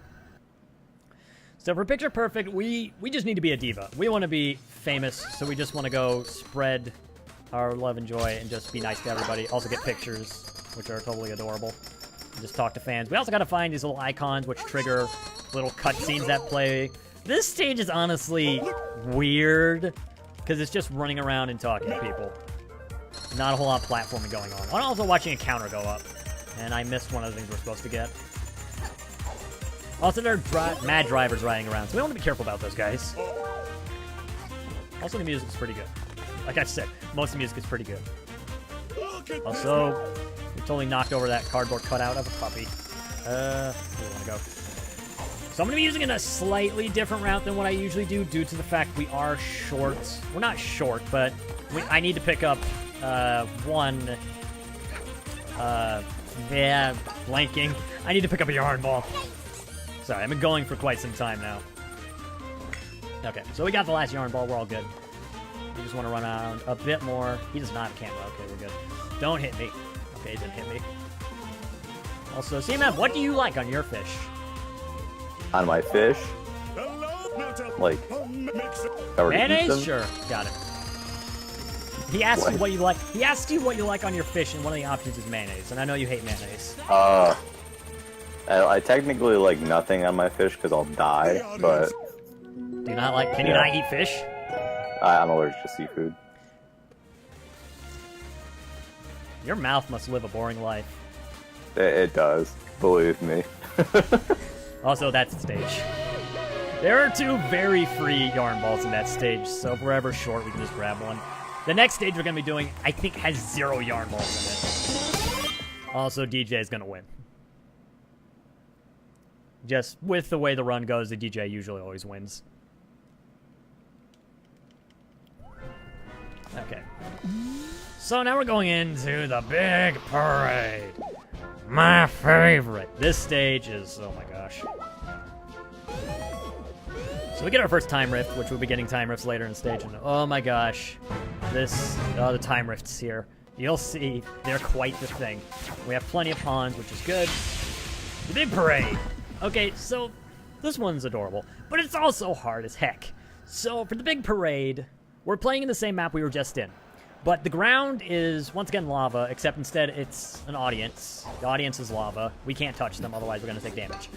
Also, wow, game is lagging a ton. My computer is not good. We also get a really cute costume, which is awesome. Okay, I'm going to do something real quick. Okay. What was causing my computer to lag a bit was also the fact I had the stream open, which causes some issues. Okay. So we get this awesome outfit, which is cool. But once again, we're just going to get rid of the hat because we don't need it. Okay, so the goal of the stage, it's basically an auto-scroller. And we gotta get around, not get hit. We're being followed by these owls. They will follow our path exactly. If we touch them, we take damage. So this whole stage is us avoiding trying to get hit. We can also grab these little icons, though I don't think they're required. I just usually grab them because it's something to do, and I gotta get away from the owls anyway. Yeah, it doesn't do anything. Okay, never mind. We can ignore them. Those just get more points for the DJ, so I'm going to avoid them. So, see, man, if there's anything interesting in chat that I should take note of, you're going to have to let me know because I can't see it anymore. Oh, no worries. Well, see, these owls are orange, and I thought the owls all worked for the conductor, but apparently these ones work for this guy. Also, this will be the last time we're going to see them. Oh, no. They're going to make an encore. So this stage is an auto-scroller, which is the reason why it's a bad. It's not a fun stage. We just run in circles, basically. But as the stage goes on, it gets a bit interesting. So now we gotta turn on the pyrotechnics. This is gonna add a couple things. I'm gonna take some damage here. I did not want to, but whatever. Okay, so we gotta turn on the pyrotechnics. I made a mistake. Oh! I nearly saved it, but then the owls hit me and knocked me off. Great. Okay, so the only time the stage isn't an auto-scroller, per se, is when these pyrotechnics need to be turned on, and then something else later on, as the stage is waiting for us to turn, as we can't progress until they're all turned on. Also, we'll have people dropping hearts, which is very good, because we're really going to need them.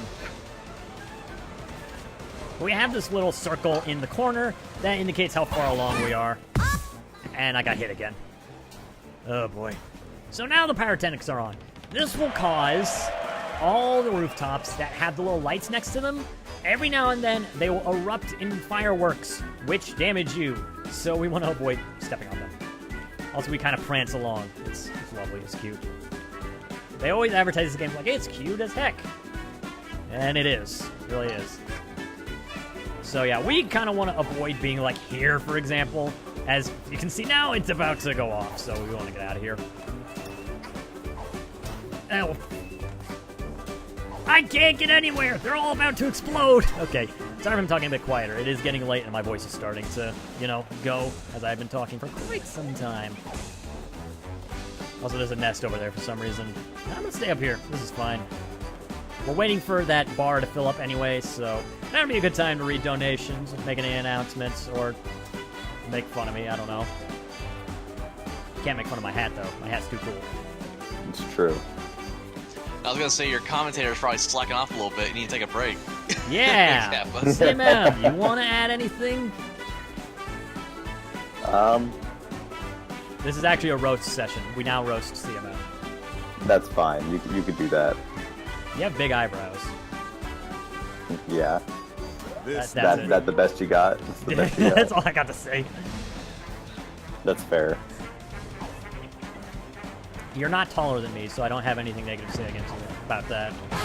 Oh, Because if you're taller than me, you immediately can't be my friend, obviously. Well, that's... But that means like half the planet can't be my friend. That means you have no friends. You're very, very short. Just like me. Indeed.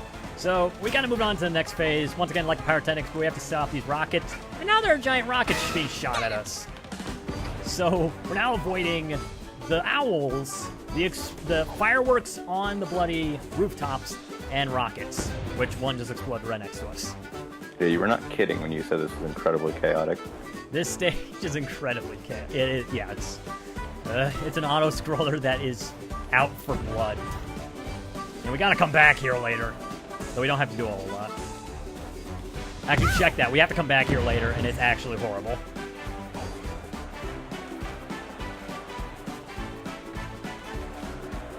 I'm just gonna... Whoa, jeez. I'm gonna walk in circles. And the thing is, these owls follow your movement exactly. So if you pause at one point, they'll pause at one point. But if you stop, they won't stop. They're gonna stop where you stopped. So they'll just run you down. They function just like the little, like... I don't know if they're like the little shadow Marios in Mario Galaxy that mimic your movements and follow you in like a weird parade. Yeah, oh my god, they're a thing. And that's not the end of them. We still got more to go. So now we're moving on to Train Rush. This is the last actual stage or act that we're doing for Chapter 2. And this one's fun. This one's great fun. And we are at 19 timepieces, is that correct? Yes, we should be at. Or actually, I think higher than that. I usually don't pay attention to how many we have. I just pay attention if my splits are on the right, buddy. I went into the wrong stage. Whoops. We're looking for 25. Yes, we're looking for 25. Though in the end, we technically get 26. Right. Okay. I went into Murder on the Owl Express again. I wanted to unlock Train Rush, and we're going to do that instead. And as indicated by this picture we got over here, it's going to be quite the time. You know, this guy says he loves his train so much. Well, you didn't hear him say that, but he does. He seems obsessed. Oh yeah, no, he loves his train. Apparently he also loves blowing it up, as indicated by what's going on right now. So, That's Train Rush... unfortunate. Bloody... So the goal is to get to the end of the stage before the timer runs out. Because the train's gonna explode. Also, while the train's about to explode, it is exploding. So we can get things in order to increase the amount of time we have. I'm grabbing a couple. We don't need all of them. The more we have, the more points the conductor does get. So if you're trying to make him be the one who gets the award, then, well, get more of them. Also, the owls are playing music. You may be noticing, he's kind of decimating the place. Yeah, he really is. Don't think he likes trains as much as you think. Yeah, either that or his train is very expendable. Also, these owls are just jamming away, and I love it. Also, some of them will attack you. Those ones are very annoying. Also, I really love the music for this stage. The music in this game in general is really good. I need to get the soundtrack.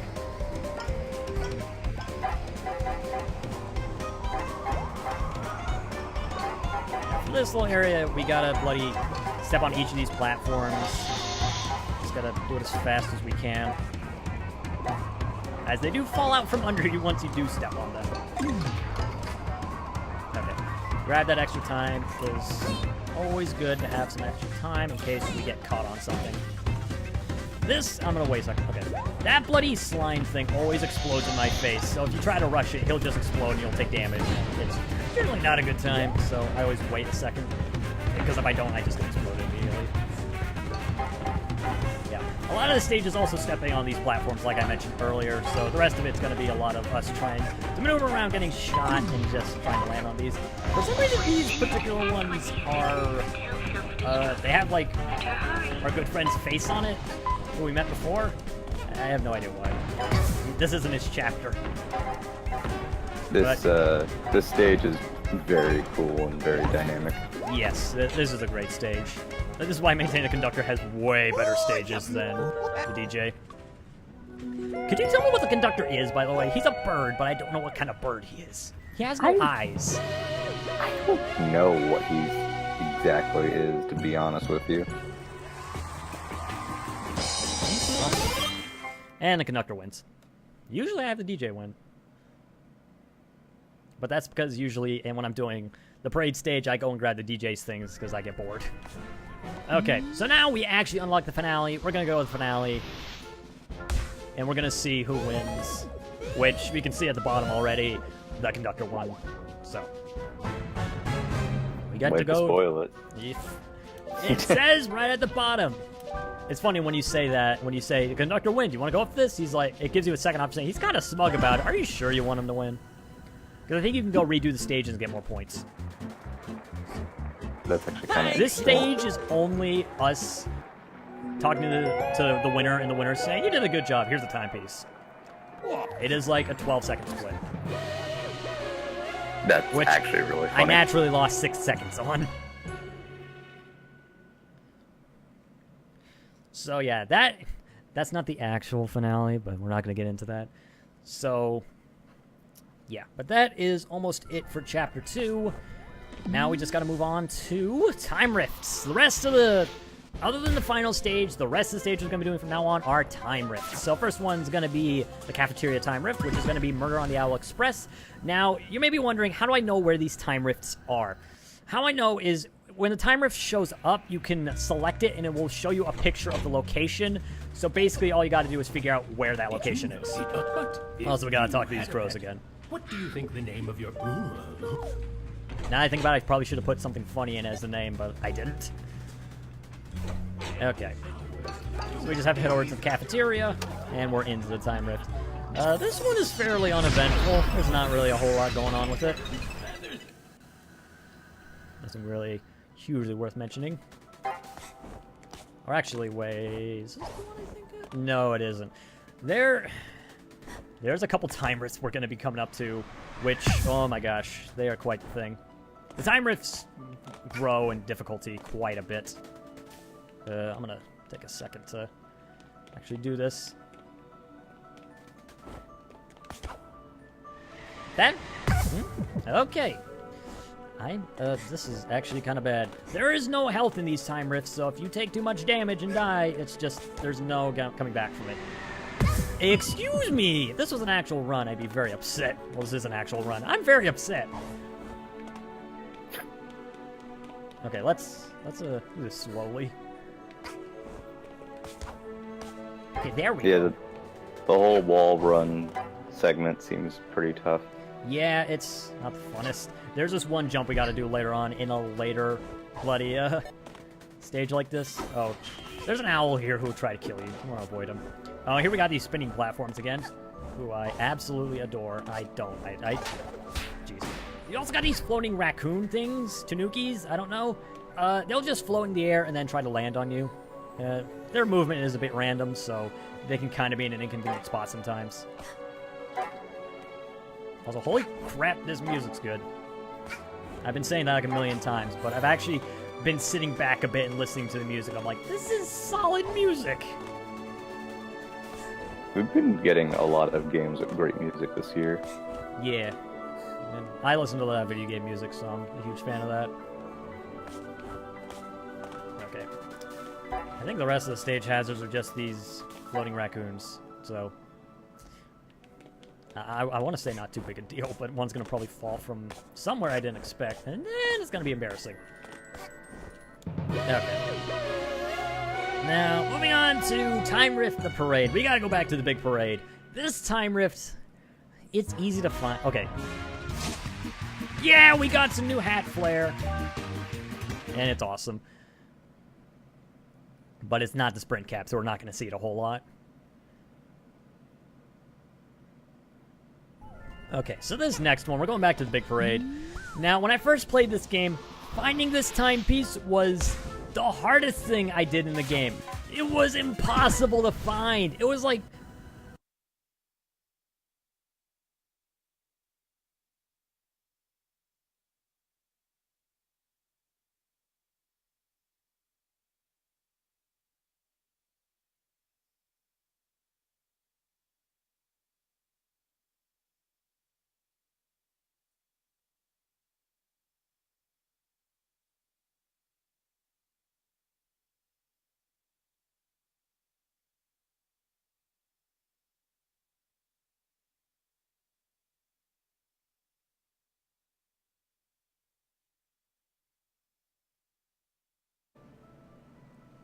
OBS still says I'm transmitting, and I'm not dropping any frames.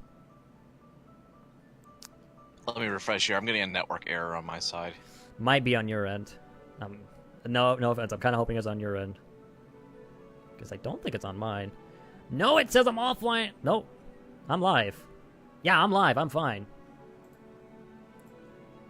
All right, back. Sorry about that. Okay, we had a minor technical issue, but, you know, let's not A blame hiccup Toko. in time. You're welcome. I don't accept that. But I appreciate it anyway.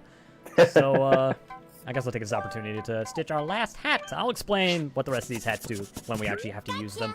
So this time rift is my least favorite time rift in the game, and the camera's locked. Why is the camera locked?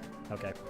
Oh, I forgot to turn off. The camera will sometimes auto-correct itself. I thought I turned that off. I guess I forgot. So you may notice someone familiar. It's the owls again. They're following us throughout the challenge stage. This is the hardest time. This is my least favorite one. Because there's also a very tricky jump I gotta make, which I don't have time to stop and think about. Because bloody owls are barreling down behind me, ready to just mow me down. So, yeah, this is... Ugh. That was close. So, yeah, they took the owls, an already very annoying thing, and they decided, let's bloody make more of it. And make it a challenge stage as well. Okay, we got to the checkpoint. That's good. Years coming up the jump. I'm just going to focus a bit for this. Actually, I'm going to focus for the rest of this stage, as if I mess up, this could quickly come unraveled.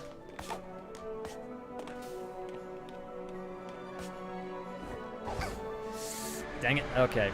It's not too horrible. I tried to dash to save the jump, but I ended up bonking on the wall. I'm not sure if the jump's usually precise. I'm just not very good at it.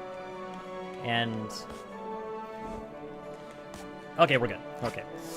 I'm going to still be a bit cautious, because if I mess up, then I have to do that jump again, which could easily mess things up. I had a run where I got it first try, I was good, but then I fell later on, and it reset the switch I hit, so I had to do it again. It killed the run. But essentially, you see that grating, we gotta jump, and then jump again below it. Kinda, it's a weird jump. Yeah, it is a very strange jump. That's my least favorite thing in the game. Like, if I could pick anything to not have to do in this run, it'd be that bloody jump. Nearly lost it again. Because if I fall at any point, it's going to reset me back to the checkpoint. I'm going to have to hit those switches again. Okay. All in all, that went fairly well. I mean, we lost a minute and a half, but it's a marathon one run. The route through that time rift is very confusing. Yeah. Watching it. We got the Santa hat! Sorry for interrupting. No, you're good. Now we're getting the good stuff. Okay. Yeah, that time rift is... that's the weirdest one. That's the one I like the least. I mean, it's the most chaotic one, but, it's the one I like the least. Also, you see this guy? Yeah, that's that was the mafia boss we fought. Now he's an eyeball in a jar with a hat and mustache and stuff. Okay, so now we actually get to use our brewing hat, which is awesome because we got customization for it. We can use this to throw potions, which explode. We can use it to blow up things glowing like barrels and such. So we need that to get into here to get to this time rift. The gallery time rift, which, if you check out the gallery, it has some pretty sweet art in it. So now we're at time rift the gallery. If this is the time rift I'm thinking about, then we're about to have a really bad time. This one's not as annoying as the last one. No, we're good. The next time rift, the last one we have to do, there's an enemy in there. My least favorite enemy in the game. And you'll see why. Okay. That's not too bad. You'll see why. I don't know what they're called, but I call them the bunce birds. The bunce birds? Yeah, that's what I call them. Can explain? I will explain when we get to the bunce birds. Oh, okay. Not a minute, not a second before. And I might actually intentionally take not a death, but intentionally get hit by one of them to kind of show why I call them the bunce birds. Okay, so this particular one makes use of the brewing hat a lot, so that's why we need the... This isn't the main reason why we need the brewing hat, but for this particular route, we use it for this.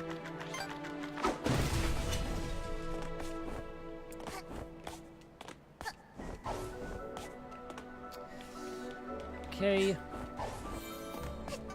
I might adjust the audio just a bit before the finale, as the finale is quite loud. So I might take a moment to stop and do that, because, like I said, it's loud. Okay. That's that time rift done. Now moving on to the final time rift, the 25th piece, the mailroom. And let's see if we get anything good. Hey, we got a new color. We'll take that. So now, the colors will just change what color our hair is, our outfit is, and all that stuff. They're nice. So now we look like this. We got purple hair now. It's awesome. Look more like a witch. Anyway. So now we want to head up here. Now we need the ice hat, which is now a Santa hat. Now we got the mailroom. Final timepiece before the finale. Now, to explain the Bunspirds. So we run in Mafia Town, we ran into the crow enemies. Now here's these crows with very fancy looking hair and glasses. When we get hit, we get knocked back. Watch the knockback for these guys. We get knocked back incredibly far, and recovery time takes forever. They are scattered throughout this entire stage. They're very annoying. Reason why I say bunts is they bunts you. If you're wondering where the term bunts comes from, it comes from a certain group of, they're not YouTubers, but they post on YouTube, who refer to getting hit by something as buntsing. Probably due to the fact that one of the guys is English and honestly doesn't speak English. That's interesting. That's where I get the phrase from. Before you ask, it's Rooster Teeth. There you go. I actually golded that split. First gold of the run. Nice. And last thing, yeah, we got something for the sprint hat. We finally got Such a shame we're getting all these cool things at the end. Yeah. Also, Mustache Girl is back. And yes, she has a mustache. I don't know why they decided to make it like, she has a mustache. That's her defining trait. That's your defining feature, yeah. I mean, I suppose Eyebrow Girl would have been weird. That's fair. But we're actually playing as her now. She doesn't have hats, so she's not as good. But we're breaking into our own place. So she breaks in, steals our timepieces, which we worked so hard to get, and kind of ruins the planet. And everything was horrible, the end. Okay. Yep, that's the end of the game, guys. Yeah, that's it. Time. We're done. Okay, no, we're not done. I also like to highlight we have a Roomba. We can also ride on the Roomba. The Roomba can also run into us. Hey, we ride on the Roomba. Okay, I'm done. So, now that we're done with that, we're moving on to the final stage. As you can see, the world is slightly more lava-y. Now the entire world is lava. And Bloody Mustache Girl's kind of messed everything up. So we gotta go stop her. We're kind of ignoring her so far. We need to go deal with her. So here is the location where we can't get farther until we have all the hats. So first we have this box which we need to destroy. So we need the brewing hat for that. Then we have this platform we need to bounce off of, which we need the ice hat for to hit that switch. And then finally we need a dweller mask, which is basically a mobile little bell thing, allows us to go through here, hit that switch, allowing us to get that thing destroyed, giving us access to the final stage. And then we use all three of those masks quite a bit in the final stage. Time's End, the finale. Chapter 5. There are only 5 chapters in this game, and the 5th chapter is one stage. So this game is short. It's very short. But it's a fun game. So everyone, Hat Girl wanted to bring justice to the land, so everyone's lining up to get judged, including our good friend, Overlord, who still has our soul. Also, you may be wondering where these big mammoth things are from. They're from Chapter 4, but we never see them. Also, the conductor's here. Sweet. Okay, so Bloody. This stage is... This is going to be crazy. So, we're going to deal with a gauntlet of quite a few things. We're going to be using all the things we've gotten up to this point in order to get through it. And it can be kind of crazy. So, Starting off, we have these lava things. They disappear and then reappear. We just want to time our jumps. We should be good. Honestly, there's not a huge amount for me to explain here. It's mostly just getting through it. It's just mostly a combination of all the stuff we've seen before, all kind of put together in one giant thing that we got to deal with. And very loud music. So, two things. One, if there are any donations or anything you would like to say, Toko, now would be the time. Also, could you check the audio, because I'm pretty sure at least my ears are getting blown out right now.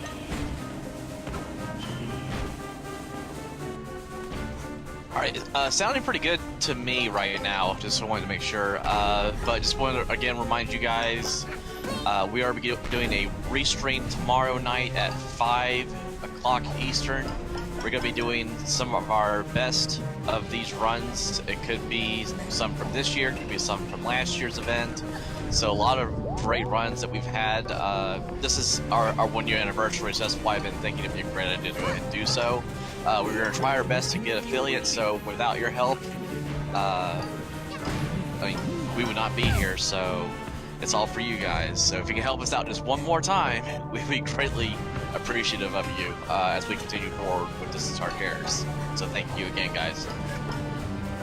Yeah, I definitely gotta say, I'm not sure when exactly I heard of Distant Star Cares, but it was probably shortly after I got introduced to everyone at AGDQ 2017. That was a great event, and I met a lot of awesome people there. And I took a death. Just generally, like, I heard about Distant Star Cares, and I'm really happy that I'm actually able to be in one. Or be in a marathon by them. If that's the right...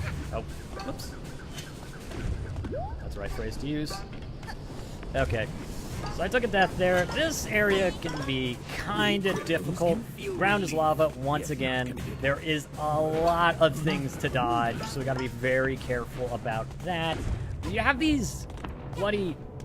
Everything's on fire, also. I'm just gonna comment. Everything is on fire, including us, in a minute.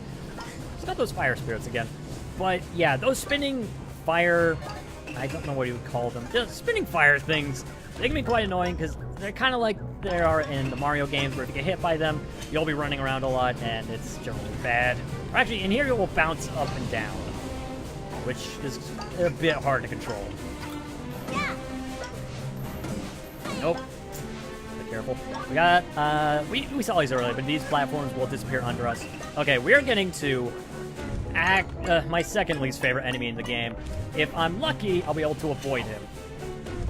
I was able to avoid him. Okay, that's a first. So there is an enemy in there who will steal your hat. You need your hat to continue, so he'll steal your hat and turn invisible. You gotta chase it down. It is incredibly annoying, and it's caused me to lose so much time. You also take damage when they steal your hat. So, I'm pretty sure you do. So yeah, they can be quite annoying. I managed to avoid them, mostly because I avoided touching the ground. So, yeah, and they're very hard to see, as they are invisible. There was another one. The Klepto of this game, which Klepto is also the most annoying enemy in Mario 64, so yeah, that works. We just got past another one of them, which I also avoided. They'll also steal pawns. If they steal a pawn, that's honestly fine. At this point, it doesn't matter. But, if they steal our hat, that's kind of an issue.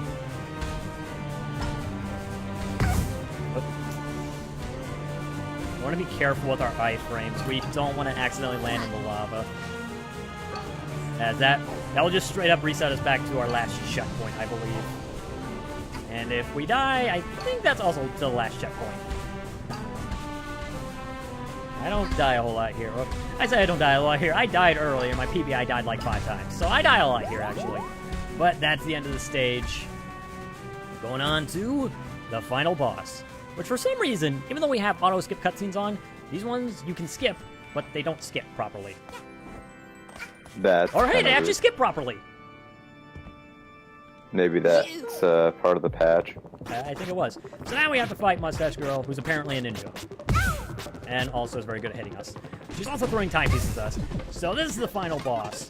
So, did I say Hat Girl? Mustache Girl, buddy. She has a lot of different attacks. Some of them are harder to avoid than others, obviously. This one is... it can be hard to judge sometimes because she'll float in the air and then just run at and just fly at you. and sometimes I have a hard time just judging whether or not how far away she is. Best thing to do is use homing attacks on her, as they're the most efficient way of actually getting hits on her. Trying to run up and hit her is a bit harder.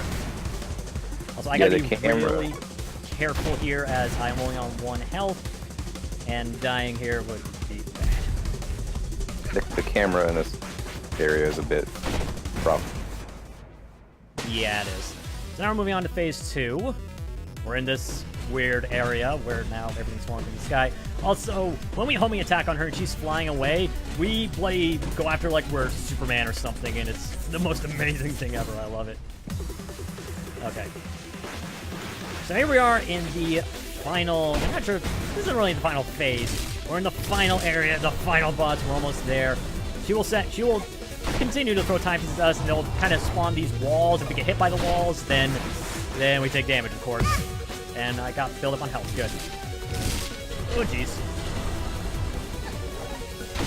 Again, homing attacks is the best way of doing damage to her. Once we do enough damage, she'll move on to her next phase.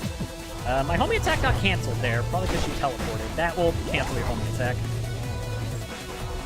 Okay, we're moving on to our next phase. We can no longer get to her, so our good friends who are watching decided to help us, and we got our own Mafia ball now. With a conductor riding it, of course, which is amazing. This laser attack is very hard to avoid if you can't get to her. And we can't get to her right now. We have to use a Mafia ball in order to attack. But we just have to hit it in her direction and do damage. Oh. Okay. Fine, we're doing good. Okay, that phase is done. She now has this shield. We cannot damage her right now. But we do want to hit her a couple times to emphasize the point. Be careful. Okay. Once we hit her enough, our companions here realize, oh yeah, we kind of need to help. And for some reason, our good friend over there, who still has our soul, by the way, likes signing contracts with people. So now we have one of these explosive berries we had in... I'm actually blanking on... Subcon Forest. Yeah. We have some of these fruits, which we use to hit her. For some reason, her shield broke when I threw that, but she then got it back immediately. That was weird. Okay, good. This thing's about to explode. Please spawn. I'll just detonate him in my face. Okay, I could use some health. You got that back really fast. I'm not going to risk taking that in the face. For some reason, that hits her hitbox. Her hitboxes are kind of weird in this fight.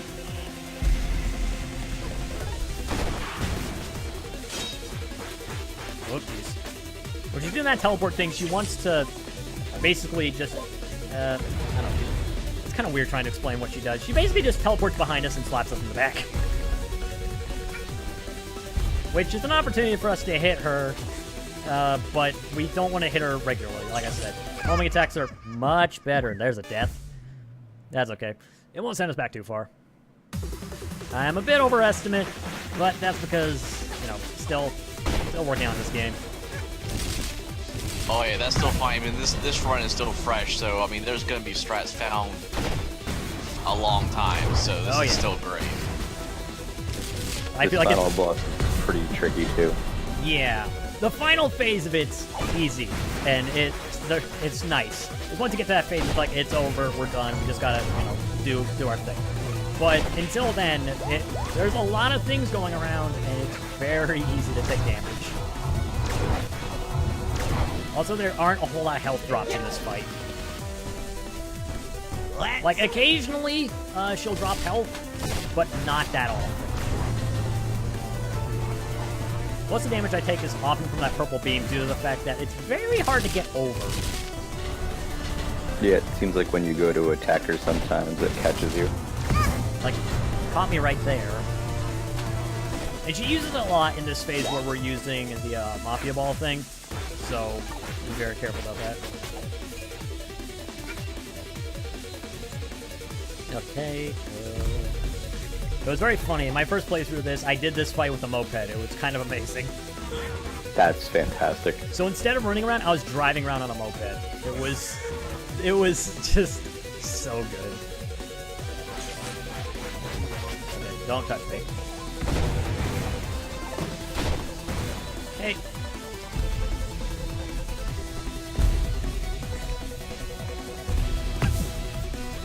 I'm getting kind of greedy here. I want to go in and attack, but if I do, I might get hit.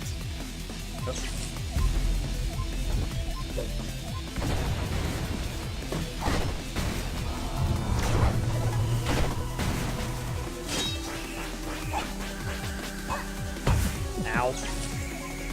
Why did I... For some reason, I thought we were at the beginning of this phase again. I don't know why I thought that. So I thought I had to hit her shield to emphasize a point or something. Okay, we're good. Okay, we're good. We're on to the final phase. She's gonna kill all her friends for some reason. Well, that's not cool. No, it's Especially not not my favorite. Yep. She doesn't kill him. He's fine. Good. So our friends realize that if they hit each other or kill each other, they get health and stuff. So they decide to all kill each other and give us health. I don't know why. Well, the logic is the fact that once I beat her, time will reset. So like, whatever. It'll be fine. But now it's dark. yeah. But now we have infinite health. So this next bit is we just need to do damage. We don't have infinite health, but whenever we take damage, we immediately heal it. So this next bit is just try to do as much damage as fast as possible. We got a little caution to the wind for everything as well. I don't know, maybe it is possible you can die here, but I certainly can't pull it off.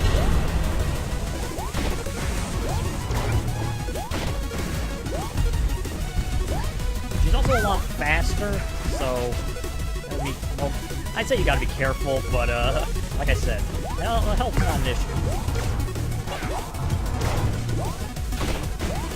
Okay.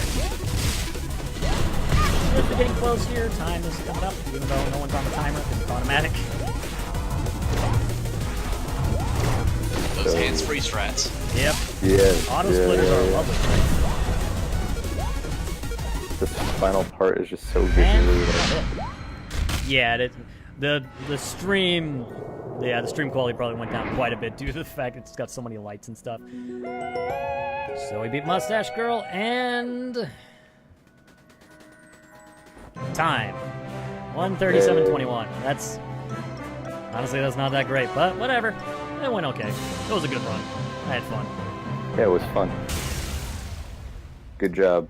Thank you. That's what it's all about, having fun and for the kids. So there you go. Oh yeah, that was a good run. I mean, time-wise it wasn't, but it was fun.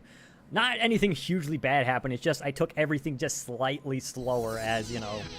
I don't want to. When I'm doing PB attempts, I of course kind of risk it all and go as fast as I can. But for this, it's like I'm going fast, but I don't want to accidentally put myself in a position where it's like, and we're gonna kill the run or something. Though that's the thing, it's very hard to, when you're starting off, it's not like Sparkstar where you can like game over. If you die, you just get sent back to like your last checkpoint or something. Yeah, it's definitely Also, it seems to be friendly speedrunning wise, like getting into it. Yeah.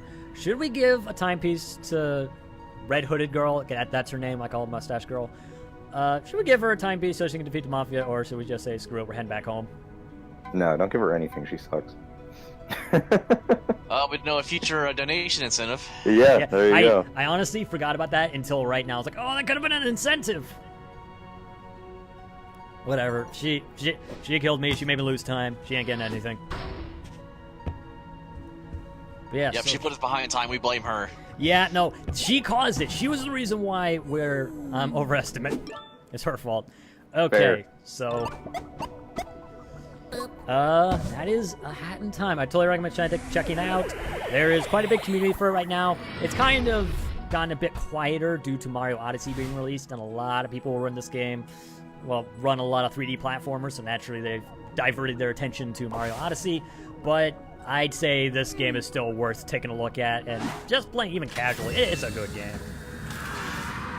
So, yeah. Definitely got a lot of charm, a lot of pretty solid mechanics. Definitely would recommend. It doesn't take that long to 100% it. Got a lot of more stuff in it that you can collect. It's a collectathon. There's tons of stuff you can get. I naturally didn't get most of it because this is any percent. We don't get anything. But there is all timepieces as well as all acts, which I've considered learning as well. Don't leave us. Also sad because they don't want us to leave, and Hat Girl's a jerk and decided to leave. Okay, so I believe we got Borderlands next? Borderlands... Which Borderlands is it? Borderlands 2? It is Borderlands, the pre-sequel. It's going to be a 3-player co-op any percent. It's going to be the first...